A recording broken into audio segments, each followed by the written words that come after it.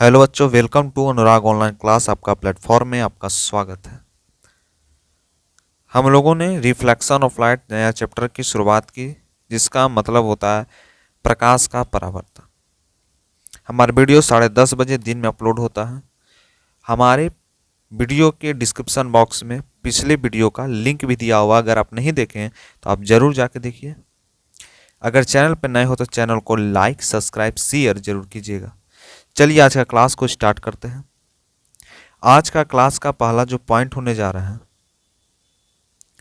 वह है कि properties of a concave mirror. Concave mirror का क्या प्रॉपर्टी होता है उसके बारे में।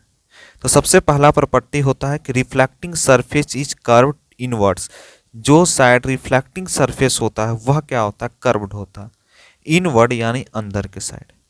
दूसरा, कन्वर्जिंग मिरर। यह कौन सी मिरर होती है, कन्वर्जिंग मिरर होती है।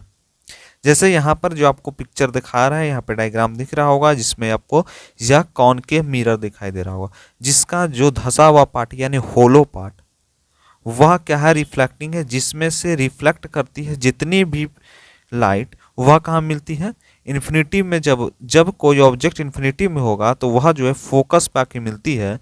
यही प्रॉपर्टी ऑफ कॉनकेव मिरर कहलाता है।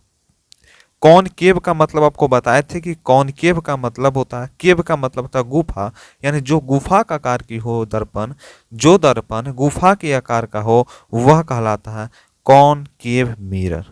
आपको समझ आ गया होगा कि कॉनकेव मिरर का क्या क्या प्रॉपर्टी है। सबसे पहला होता है कन्वर्जिंग मिरर होता है, और दूसरा जो होता है वह रिफ्लेक्टिंग सरफेस होता है, कर्व इनवर्ड। इसके अंदर जो होता है वह रिफ्लेक्टिंग सरफेस होता है। आप लोगों ने प्रॉपर्टी ऑफ कॉनकेव मिरर के बारे में जाना। अब जानते हैं कॉन्वेक्स मिरर की क्या प्रॉपर्टी होती है।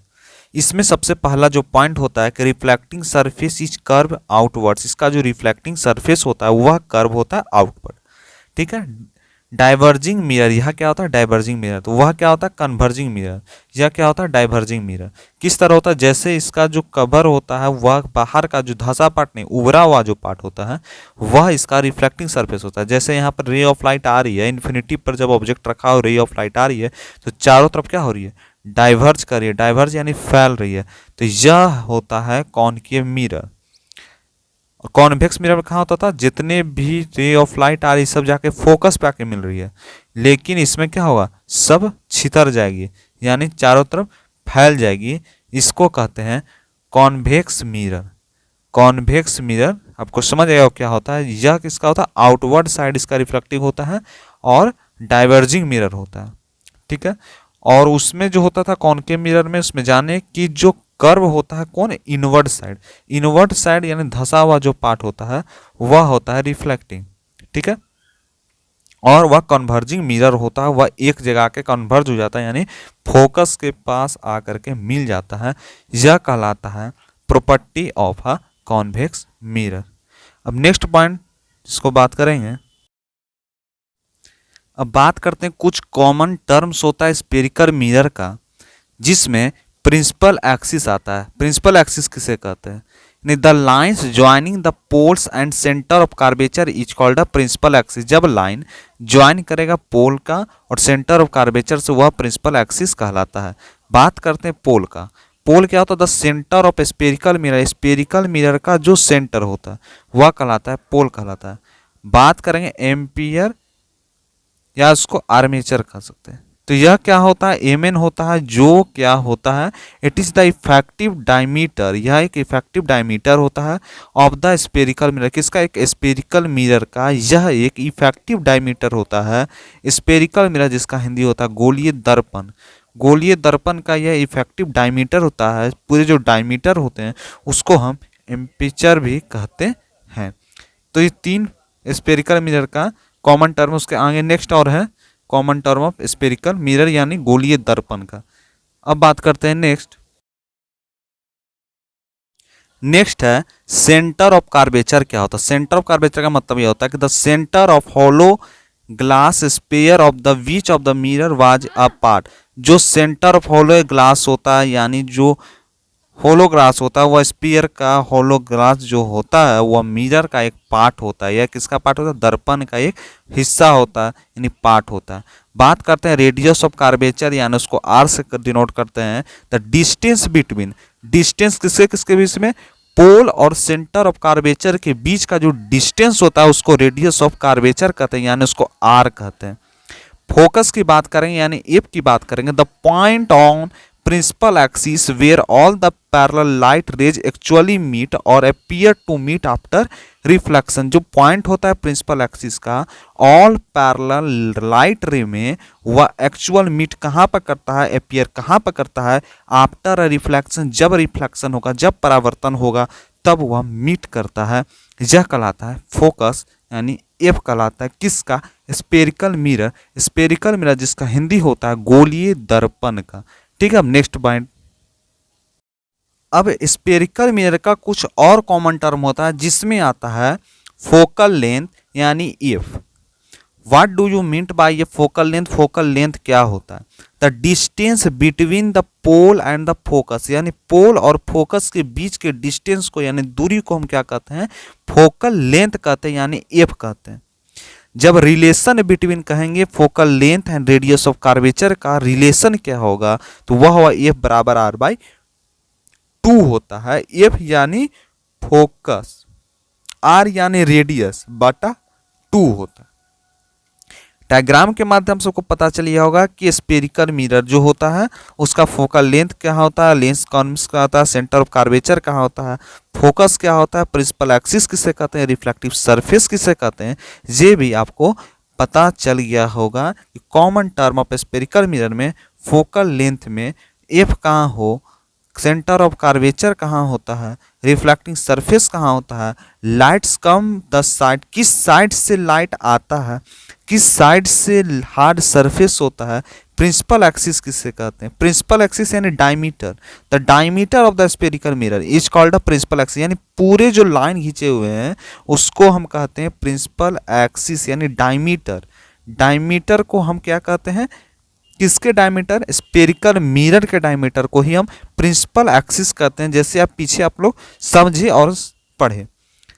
नेक्स्ट जो पॉइंट की बात करने जा रहे हैं, अब नेक्स्ट बात करने जा रहे हैं जिसका नाम है रूल्स ऑफ रे diagram of spherical mirror. Spherical mirror का क्या रूल्स है, किसका? एक रे डायग्राम बनाने का, तो उसके बारे में हम जानते हैं।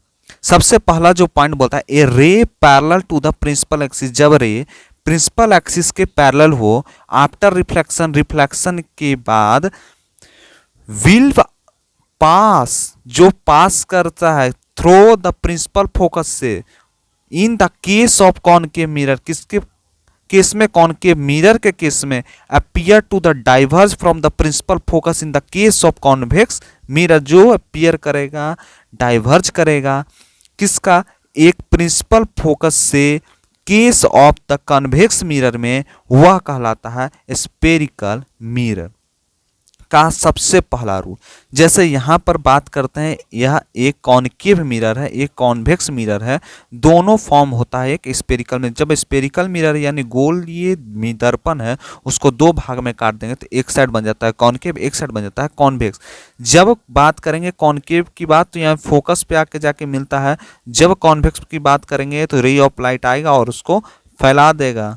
ठीक है, रूल नंबर 2 जो बोलता है कि the ray passing through the principal focus of the concave mirror और the ray which is the directed toward the principal focus convex mirror after reflection will emerge parallel to the principal axis. जो ray आएगा principal focus का concave mirror पर, वह direct करेगा किसका? Towards principal focus of convex mirror के principal focus, convex यानी उत्तल दर्पण के प्रिंसिपल फोकस पर। आफ्टर रिफ्लेक्शन, जब रिफ्लेक्शन के बाद, विल इमर्ज, उसके बाद वह इमर्ज हो जाएगा parallel to the principal axis के। जैसे यहाँ रे ऑफ डायग्राम आता है कॉनकेव की, यहाँ पर डायग्राम को देखिए तो रे ऑफ डायग्राम आ रहा है और कहाँ जा रहा है? फोकस से गुजरते हुए चल जा रहा है और सेंटर ऑफ कर्वेचर पे यहाँ पे एक डायग्राम, एक ऑब्जेक्ट बना देगा। वही अगर बात करेंगे कॉन्वेक्स मिरर की तो कॉन्वेक्स मिरर में रे ऑफ डायग्राम आता है और विपरीत में फोकस और सेंटर के बीच में बनाता है और वहां पर जाकर छितर जाता है। Next rule number 3। अब रूल नंबर 3 क्या होता है? The ray passing through the centre of curvature of the concave mirror और direct in the direction of the centre of the curvature of a convex mirror after a reflection is reflecting back along the same पथ।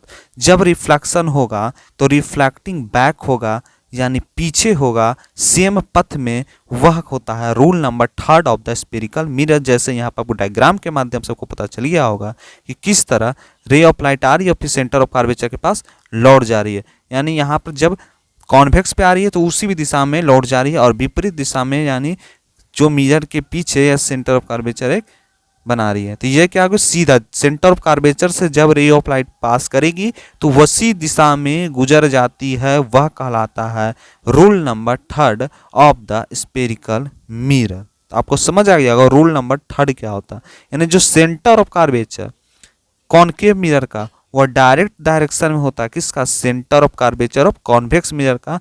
दोनों का जो direction होता है वह direct होता है, एक सेम डायरेक्शन होता है जब रिफ्लेक्ट करेंगे, जब रिफ्लेक्शन करेंगे एक सेम पथ में, एक सेम रास्ते में, तो वह कहला गया आपका रूल नंबर 3।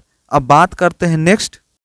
अब रूल नंबर 4 क्या बोलता है, रूल नंबर 4 बोलता है कि a ray incident oblique to the principal axis towards the point P, यानी पी यानी पोल ऑफ द मिरर होता है, on the concave mirror or convex mirror is reflected obliquely, the incident and reflecting ray flow the la reflection of the point of the incident का जो point होता है उसको point P से denote करते हैं, making equal angles with the principal axis पर एक equal angle बनाता है।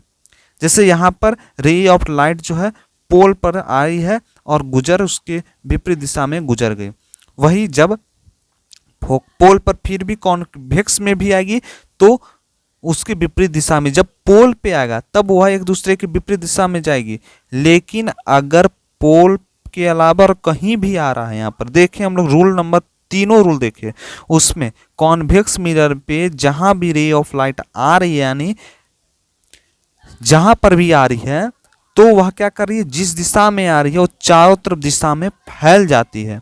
और एक रूल नंबर 3 जिसमें पढ़े उसमें भी क्या हुआ, जिस दिशा में आई उसी दिशा में लौट गई। और रूल नंबर 1 रूल नंबर 2 में यह होगा कि जो भी रे ऑफ लाइट आ रही है वो चारों तरफ छितर जाएगी, किस में, कॉन्वेक्स मिरर में। लेकिन यह कॉनकेव मिरर में जब पोल पाएगी तो दोनों एक दूसरा के विपरीत डायरेक्शन में जाएगी। उम्मीद है आपको आज का क्लास अच्छा लगा होगा, वीडियो पसंद आया होगा।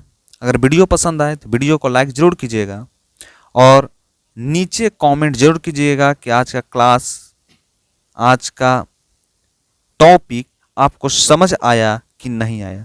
मिलते हैं अगले क्लास में। आज तो सरस्वती पूजा है, तो आप सभी लोगों की सरस्वती पूजा की हार्दिक शुभकामनाएं और गणतंत्र दिवस की हार्दिक शुभकामनाएं के साथ लेते हैं हम विदा। Thank you.